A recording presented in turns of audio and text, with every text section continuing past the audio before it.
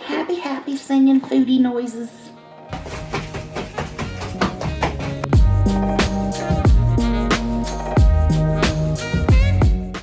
Today we're going to be talking about something that you've probably seen quite a bit on YouTube, especially if you watch my videos and you're in this area of YouTube, and that is going to be eating on camera. Now we're going to be focusing on two different creators in this video. First one is going to be Candy, HungryFatChick, as well as the ever popular Nikocado Avocado. They're both actually friends and they've done quite a few videos together. So I wanted to talk about the similarities and differences between mukbang videos and then feederism type of content. The reason I want to talk about this is because I do genuinely think there is a difference between someone making intentional feeder videos, and I'm not saying that if you do that, you're a bad person. I'm not saying that at all, but there is a difference between making content that is based around that and making just straight up mukbang content, because I do feel like people that are larger that make mukbang content are automatically put into a box of, oh, this is definitely feeder type of content. And I do feel like that's a little unfair. Like, just because someone is larger, because they are eating on camera, they're automatically put into a fetishization type of position, and I just don't feel like that's fair. And so I kind of wanted to talk about the differences in those. Candy, or HungryFatChick, actually recently did a video where she was talking about the differences, and she's obviously someone that is accused a lot of doing feeder type of content, even when she's just feels like that she is eating on camera. She feels like there is a difference, and I think it's interesting hearing the perspective of someone that is in that position. You know, mukbang is like my thing. That's like what it's just the niche I found myself in. You know, I was doing eating content for years before I even found YouTube, mukbang on YouTube. I was doing it in, like, different circles, a fetish realm, whatever. So, and people are always like, feeders, she's doing it for the feeders. And it's like, that those are two different things, Mukbang is one thing, and eating fetish content is completely different. If I was doing anything on YouTube for the feeders, I would be like, it would be more than just, It would be like, ooh, this is so good. I'm getting so fat. My belly's growing and growing and growing. Oh my God. Like bouncing around. I love Nick. He's giving the feeders everything they want with all that bouncing around, that belly. It tickles me. It really does. It tickles me. I'm like, Lord. I don't cut out burps. Which there's a fetish niche for burps as well. But I don't cut them out. And I'm like, whatever.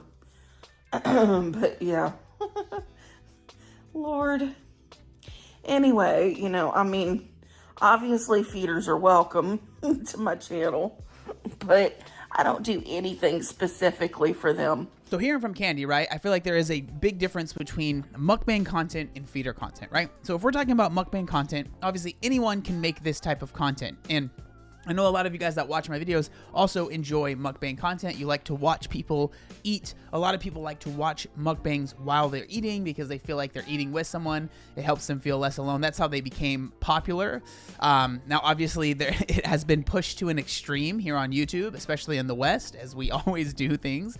So it's a little bit more than just eating a normal amount of food. A lot of times on YouTube, especially now, it is the more food equals more views, right? And so it has definitely been pushed past just normal amounts of food to extreme amounts of food. But even then, I feel like there is a difference between that and feeder type of content. Now, talking about like feeder type of content and relationships, I wanted to bring up this article from The Sun. Now, obviously, that's not the most reputable place, but I feel like they kind of explain what a feeder relationship is really well. So this is the article right here. I'll link it in the description, but it says, what is a feeder relationship? Feeder relationships fall under the fetishism, that word is so hard to say, category, but are unique in one specific regard. For feeders, it is not a meaty or plus size body that they find sexually appealing. It's the journey to obesity that really gets them going. Gainers or feedies are the people putting on the weight, and often they do so with the aid or an encourager or feeder. For the most part, the goal for both people in the relationship is for the feedee to achieve a big, round belly, also known as a ball belly. However, the goal is not to put on too much weight elsewhere on the gainer's body. Feederism, I don't know about this. I feel like some people don't really mind. Maybe some people care, but I don't feel like everyone that's into feederism only cares about the belly. I could be wrong there. I'm obviously not part of that subgenre. Are you sure about that? Feederism is seen as a variety of fat fetishism, where the sexual gratification is obtained not from just the fat itself per se, but from the process of helping someone gain weight. These are people who are into more than just the end result. They want to help others arrive there. It was documented in 2011, the Archives of Sexual Behavior, according to the Scientific American, documented cases of sexual pleasure being associated with eating, gaining weight, or being fed. The article also documented cases where people displayed signs of both feeder and feeding. So reading that, I think it's pretty obvious that there is a very specific kind of set of rules. I mean, usually rules are meant to be broken, but guidelines of what kind of makes a feeder-feedee type of relationship, right? And if I personally think that if you watch some people like Candy, like, yes, she is a large woman that eats on camera.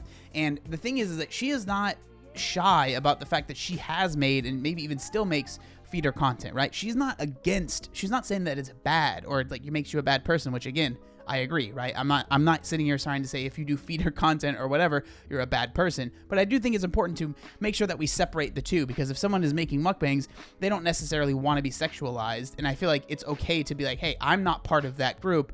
And that doesn't make you a bad person for being like, hey, I don't want to be sexualized. So Candy, again, she eats a lot of food on camera. She's not afraid of, eating more than probably someone should on camera. Like, her mukbangs are obviously over the top. She does it on purpose. She has talked about this many, many times, right? And then she kind of brings up, Nick, he is not afraid to go maybe over the line of just doing mukbangs to maybe catering more to the feeder-feedee type of crowd. Obviously, when we're talking about feeder and feedee, there is...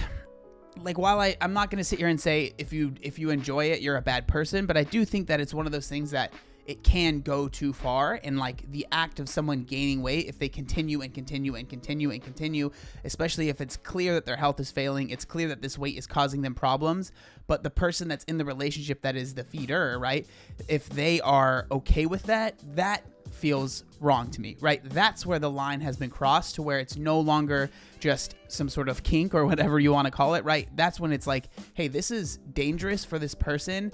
And a lot of times the feedee, the person that is gaining the weight, they don't feel like they have the control to maybe stop that relationship from going too far. The reason that I wanted to even bring this up and talk about this is because whenever I do a video on Candy or anyone that is an overweight person that's eating on camera, a lot of times I hear comments or I read comments of people saying basically, hey, these videos need to be demonetized. They should be taken off the internet. This is terrible to be online and stuff like that. And I don't feel like that's fair. I understand where people are coming from. And like I said, right, if we're talking about the feeder-feedee relationships where someone is truly feel almost like manipulated at some point, then yeah, I do think that's wrong and that shouldn't be on here, right? But if someone they're doing it themselves, they're choosing to film themselves on camera, they're choosing to eat all of this food on camera, they're choosing to do this, and they have no problem with gaining the weight, and that's just fine for them, then I don't think that YouTube, one, ever would step in, because I feel like that's a really kind of dangerous game, because again, it's going to be YouTube basically deciding,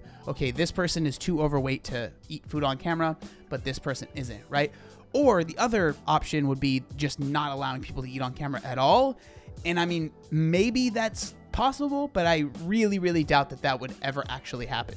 And the other thing is that it seems like mukbangs do have a place, and it seems like there are people that genuinely do get enjoyment, and like they almost find it as a safe place for them to watch someone maybe eat food that maybe they themselves wish that they could eat. Again, am I saying that that's like the healthiest thing in the world? Not really. I think that everyone has their own reasons for watching the content that they watch, but I do feel like this is content that is not that dangerous, and I feel like people make it out to be a much bigger, dangerous deal than it really, really is. At the end of the day, I'm just trying to start the conversation. I don't have an answer, clearly, right? I really don't know what the correct thing to do is, but I'm curious because I honestly am someone that does not watch mukbangs. I have no intention. Like, it does not, I find no enjoyment of watching people eat. It's like literally my least favorite thing, right? Like, I really don't like doing that. So for me, I am absolutely from the outside looking in as someone that doesn't relate to it, right? So if you're someone that watches mukbangs, I'm genuinely curious. One,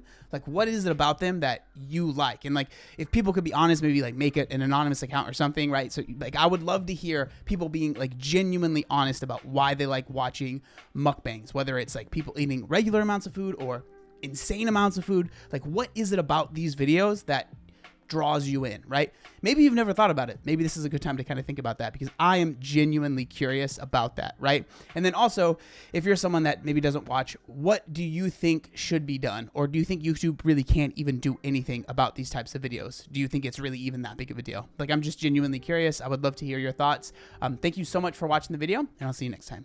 Peace.